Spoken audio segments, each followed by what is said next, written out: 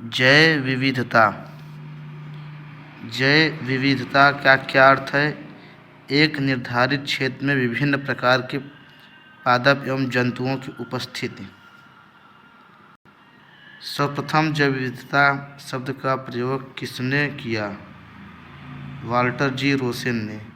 किस भौगोलिक क्षेत्र के जैव विविधता का भंडार कहा जाता है? उष्णकटिबंधीय वर्षा वनों को। वन्यजीव अभयारण्य, जैवमंडल, अक्षांशीय क्षेत्र, राष्ट्रीय उद्यान आदि की स्थापना जैव विविधता को संरक्षित करने के लिए की जाती है। संयुक्त राष्ट्र संघ द्वारा दशक 2011 से 20 को किस रूप में घोषित किया गया है? जैव विविधता दशक। हॉटस्पॉट शब्द का सर्वप्रथम प्रयोग किसने किया था? नॉर्मन मायर्स ने वर्ष 1988 में। ऐसे क्षेत्र जो पारिस्थितिकी की दृष्टि के अत्यधिक उत्पाद होते हैं जहाँ स्थानीय जातियों की उपलब्धता तथा जैव विविधता अधिक पाई जाती है, जैव विविधता हॉटस्पॉट कहलाते हैं। वर्तमान में विश्व में इसकी संख्या 36 है। भारतीय राष्ट्रीय जैविक विविधता प्राधिकरण कहाँ स्थापित किया गया है? चेन्नई, तमिलनाडु, वर्ष 2003। भारत में लेह बेरी के नाम से कौन सी पर्णपाती झाड़ी प्रसिद्ध है? सिवकथार्न। भारत में अति सघन वनों का सर्वाधिक क्षेत्र किस राज्य में पाया जाता है? अरुणाचल प्रदेश में। एम स्ट्रिप शब्द किससे संबंधित है? बाघ अभयारण्यों के रखरखाव के। भारत ने जैव सुरक्षा उपसंधि प्रोटोकॉल पर कब हस्ताक्षर किए? 23 जनवरी 2001 को। प्रोसोस्पियर जूलिस्फ्लोरा नामक पादप पर्यावरण को किस प्रकार हानि पहुंचाता है? यह जिस क्षेत्र में उगता है वहां की जैव विविधता को कम करने लगता है। भारत में सिंह पुच्छ वानर मकाक के प्राकृतिक आवास कहाँ पाए जाते हैं? तमिलनाडु, केरल एवं कर्नाटक में। भारत सरकार द्वारा जैव विविधता अधिनियम कब पारित किया गया? वर्ष 2002 में।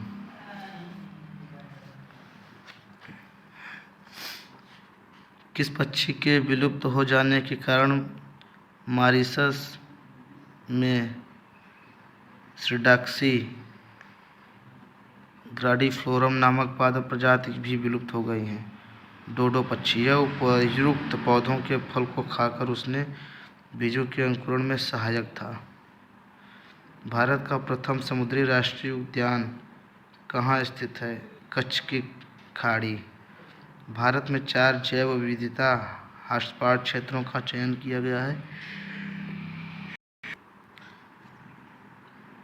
पश्चिमी घाट, इंडो बर्मा क्षेत्र, पूर्वी हिमालय, सुंडालैंड, निकोबार द्वीप समूह। फ्लाइंग फॉक्स अर्थात उड्डयन बलगुल, जिसे ग्रेट इंडियन रूट बैट भी कहा जाता है, यह क्या है? चमगादड़ों की एक प्रजाति। रेड डाटा बुक अथवा रेड लिस्ट किस संगठन से संबंधित है? IUCN। कौन सी औषधि गिद्धों की संख्या में कमी के लिए उत्तरदायी है? Diclofenac sodium. भारतीय जीव जंतु कल्याण बोर्ड का मुख्यालय कहाँ स्थित है? बल्लभगढ़, हरियाणा। वृक्षों पर रहने वाले किस स्तनधारी का जूलॉजिकल नाम एलुरस फ्लेक्स है? Red panda. भारत में रेड पांडा के प्राकृतिक आवास कहाँ पाए जाते हैं? उत्तर पूर्वी भारत के उप हिमालयी क्षेत्रों में।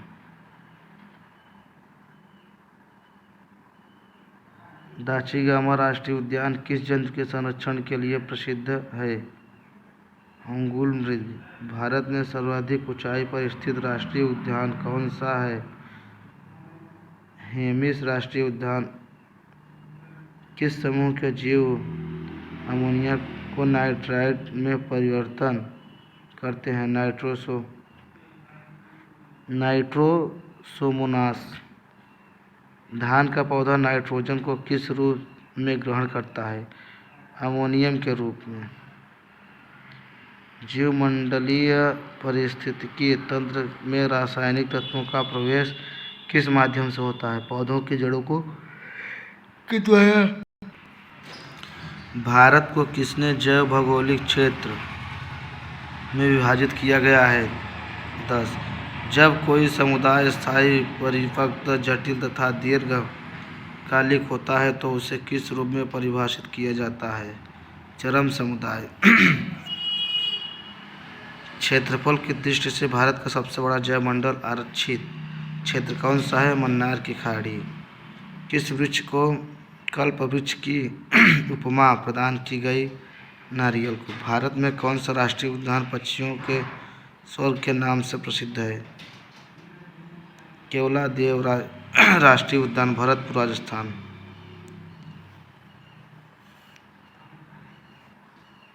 केवलादेव राष्ट्रीय उद्यान से होकर कौन सी नदियाँ प्रवाहित होती है?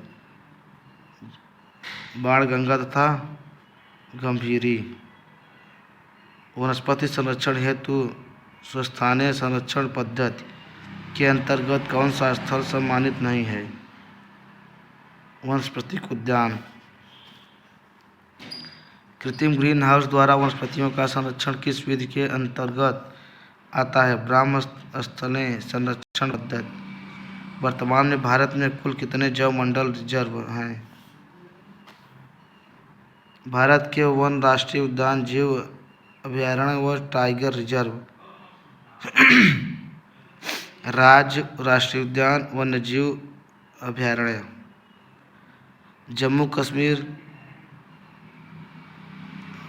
दाचिगाम, Salim Ali, Kishtwar. Ladakh, Himalaya. Haryana, Kalesar, Sultanpur. Himachal Pradesh, great Himalaya national park, Inderkilla, Kheerganga, Pinghati, Simbalbara. Uttarakhand, Jim Corbett. प्रथम राष्ट्रीय उद्यान वर्ष 1936, गंगोत्री गोविंद पशु विहार, नंदा देवी राजाजी फूलों की घाटी, राजस्थान। केवलादेव, रणथंभौर, सरिस्का मरुस्थलीय, मुकुंदरा हिल्स। गुजरात, गिर वन, मैरी, कच्छ की खाड़ी, ब्लैकबक समुद्र। महाराष्ट्र, संजय गांधी, बोरीवली, पेंच, जवाहरलाल नेहरू, तदोबा, गुगामल, नौगांव, चंदौली।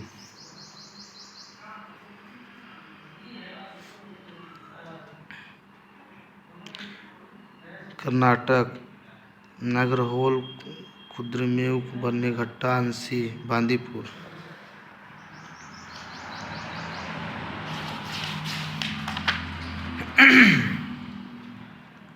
भारत में प्रथम जैवमंडल आरक्षित क्षेत्र कहाँ स्थापित किया गया? नीलगिरी, वर्ष 1986 में। कार्टाजेना प्रोटोकॉल किससे संबंधित है? जैव सुरक्षा समझौता से। किस प्रकार की जैव विविधता का उपयोग प्रजनन कार्यों में किया जाता है? आनुवंशिक विविधता। भारत को सर्वप्रथम किसने जैव भौगोलिक क्षेत्रों तथा जैव भौगोलिक प्रदेशों में विभाजित किया? रोजर और पनवार ने। अरीबादा क्या है? कछुओं की कुछ प्रजातियों की व्यापक घोंसला प्रक्रिया। पर्यावरण संरक्षण हेतु वर्ष 1961 में स्थापित वर्ल्ड वाइड फंड का मुख्यालय कहाँ स्थित है? Oslo, Norway. किस राज्य में सर्वाधिक संख्या में राष्ट्रीय पार्क स्थित है? मध्य प्रदेश। जैव सुरक्षा का कार्टाजेना प्रोटोकॉल किस केंद्रीय मंत्रालय द्वारा क्रियान्वित किया जाता है? पर्यावरण एवं वन मंत्रालय। जिम कॉर्बेट उत्तराखंड 1936 में स्थापित भारत का प्रथम राष्ट्रीय उद्यान व प्रोजेक्ट टाइगर के अंतर्गत अधिसूचित प्रथम टाइगर रिजर्व है। सब पहले इसका नाम हेली राष्ट्रीय उद्यान था। विश्व का कौन सा द्वीप केवल पक्षियों के लिए आरक्षित है? काजविन द्वीप। भारत में पक्षियों का प्रथम अभयारण्य कहाँ स्थापित किया गया? वेदांखल, तमिलनाडु में। भारत का प्रसिद्ध नीलगिरी जीवमंडल आरक्षित क्षेत्र कितने राज्यों में विस्तृत है? 3 राज्यों में, कर्नाटक, तमिलनाडु व केरल। कान्हा राष्ट्रीय उद्यान किस जंतु के संरक्षण के लिए प्रसिद्ध है? बारहसिंघा के लिए। भारत का प्रसिद्ध फूलों की घाटी वाला राष्ट्रीय उद्यान क्षेत्र की पर्वतारोहियों ने खोजा था? फ्रांस, स्माइथ और होल्डवर्थ। किसे गंगा के टाइगर के उपमा दी जाती है? डॉल्फिन को। पक्षी अभयारण्य, घना पक्षी विहार भरतपुर राजस्थान। रंगन थिट्टू पक्षी विहार माड़्या कर्नाटक। वेदांतगन पक्षी विहार कांचीपुरम तमिलनाडु। नीला पट्टू पक्षी विहार नेल्लोर आंध्र प्रदेश। सुल्तानपुर पक्षी विहार गुरुग्राम हरियाणा। सलीम अली पक्षी विहार चुरावो मांडवी नदी के पास गोवा। कंडिया पक्षी विहार चित्तूर आंध्र प्रदेश। चिल्का झील पक्षी विहार पुरी के पास उड़ीसा। कुमाराकाम पक्षी विहार या विवनान पक्षी विहार कोट्याकम केरल। जलवायु परिवर्तन के प्रमुख कारण क्या है? ग्रीन हाउस गैसें, ओजोन परत का क्षरण तथा प्रदूषण।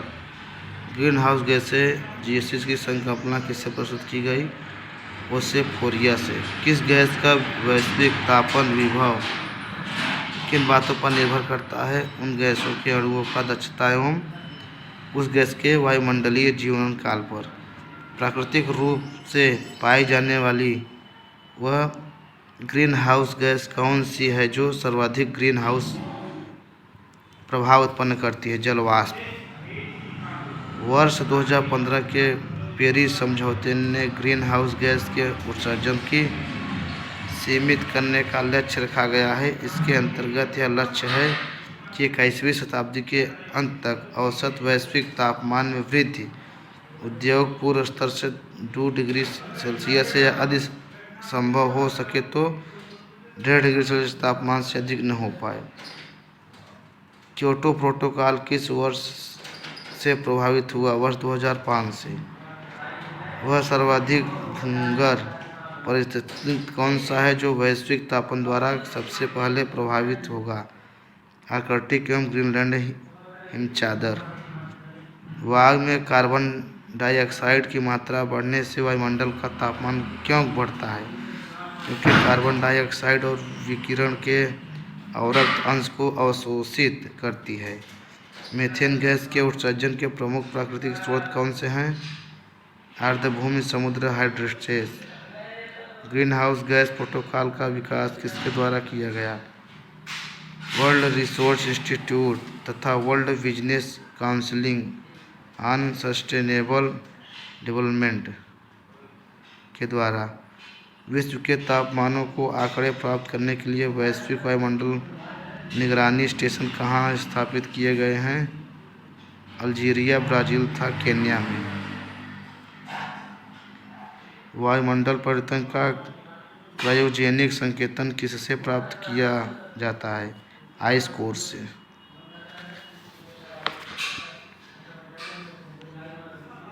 हिम तत्व किसी ग्लेशियर या बर्फ के चादर को छेद कर प्राप्त किया गया है बेलनाकार नमूना होता है।